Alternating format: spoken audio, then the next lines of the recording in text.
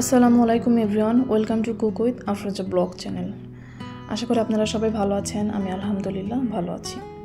আমি আজকে আপনাদের সঙ্গে শেয়ার করব পারফেক্ট বিরিয়ানি মশলা রেসিপি, যা খুবই সহজে ঘরে থাকা উপকরণ দিয়ে বানানো যায়।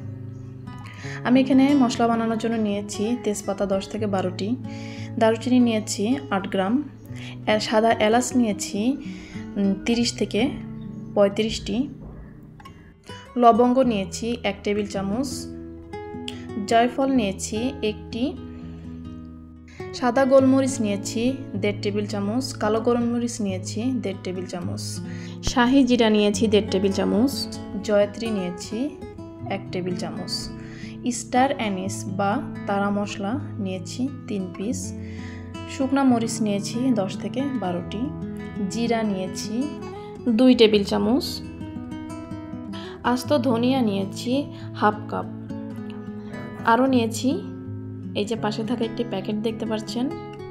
এটার মধ্যে কি আছে, এটা কি করব সেটা ভিডিও শেষে আমি আপনাদেরকে দেখিয়ে দেব। আমি সর্বপ্রথমে চুলায় একটি তাওয়ায় দিয়ে দিচ্ছি দারুচিনি, এলাচ, জয়ফল আর লবঙ্গ। একটু ভালো করে নাড়াচাড়া করে এগুলো একটু গরম করে নেব। এই সময় চুলার আঁচ কিন্তু একদম লো আঁচে থাকবে, খুব বেশি ভাজবো না, হালকা একটু গরম হলে তারপরে এর মধ্যে দিয়ে দেব তেজপাতা, শুকনো মরিচ। একটু নাড়াচাড়া করে নেব।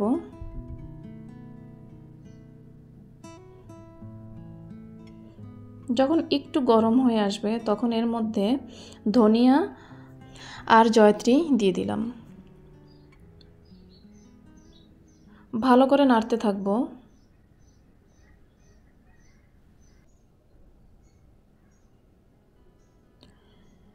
এরপরে দিয়ে দিলাম সাদা গোলমরিচ ও কালো গোলমরিচ, দিয়ে কিছু সময় একটু নেড়ে চেড়ে দেব।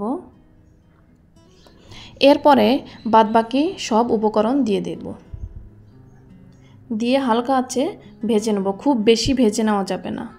আমার হয়ে গেছে ভাজা। এখন আমি একটি ব্লেন্ডারের জারে সব কিছু নিয়ে নিয়েছি।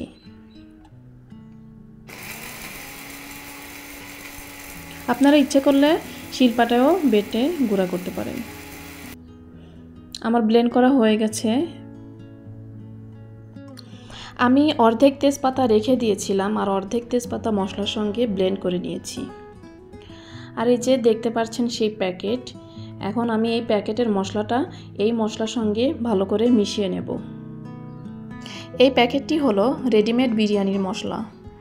আমি এই রেডিমেড বিরিয়ানির মশলা এই মশলার সঙ্গে মিশিয়ে নিলাম। আপনারা যে কোনো ব্র্যান্ডের বিরিয়ানির মশলা মিশাতে পারেন। আমি এখন এই মশলাটি কাচের একটি জারে রেখে দেব। এই মশলাটা 6 থেকে 7 মাস পর্যন্ত ভালো থাকে, আর এই মশলা দিয়ে বিরিয়ানি রান্না করলে খুবই মজা হয়। এই মশলা দিয়ে যে কোনো বিরিয়ানি রান্না করা যায়, গরু, মুরগি, খাসির যে কোনো বিরিয়ানি রান্না করা যায়।